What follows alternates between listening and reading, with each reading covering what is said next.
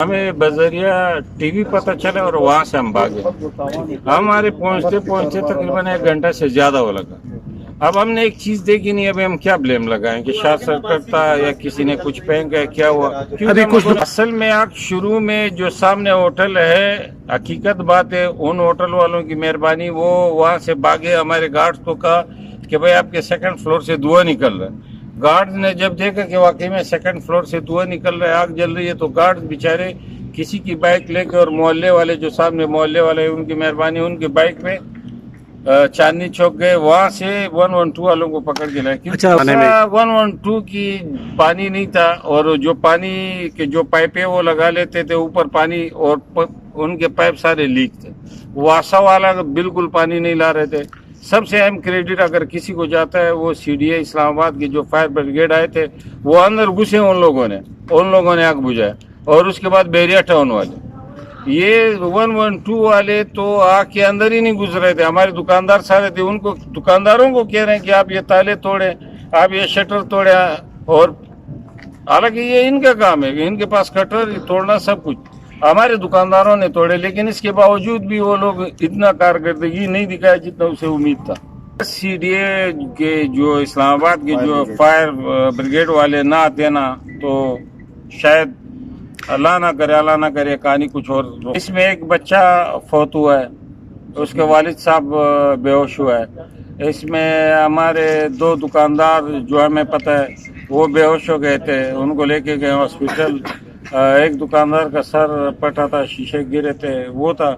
मतलब ये तो अभी जो है ना तकरीबन 5-6 में सामने हमने खुद देखा, लेकिन और भी काफी जो है ना उसमें माली नुकसान तो भाईजान एक पूरा फ्लोर गया। अभी जो दुकानदार हमारे हैं तकरीबन वो बेचारे कल जो है वो लोग तकरीबन बेहोश हो गए, उन्होंने नुकसान की वजह से अपनी दुकानें देखी। अब हम उससे क्या पूछे कि भाई तुम बेहोश नहीं हो जाओ, पहले बताओ तुम्हारा नुकसान कितना।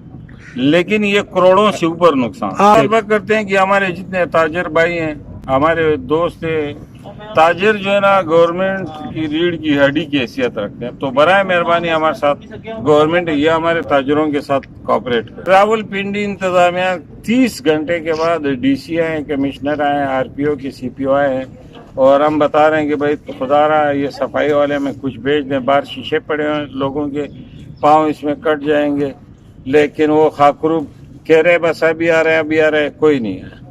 सिर्फ कल जो है ना नासिर जमाल साहब आए थे, उन्होंने 5-10 मिनट यहाँ पे खड़े रहे, जिनको हमने कहा कि भाई पानी, उन्होंने कहा पानी तो है। हमने कहा 112 वाले झूठ बोल रहे हैं, टैंकर जितने खड़े उसमें 1 गिलास पानी भी नहीं है। तो उन्होंने थोड़ा जोर लगाया, पानी के आगे पीछे उन्होंने कॉल की, और 1 दिन के बाद 30 घंटे के बाद लोग आए, और अभी तक कोई हमने कारकर्दगी नहीं देखी है, कोई सिस्टम कुछ हमने नहीं।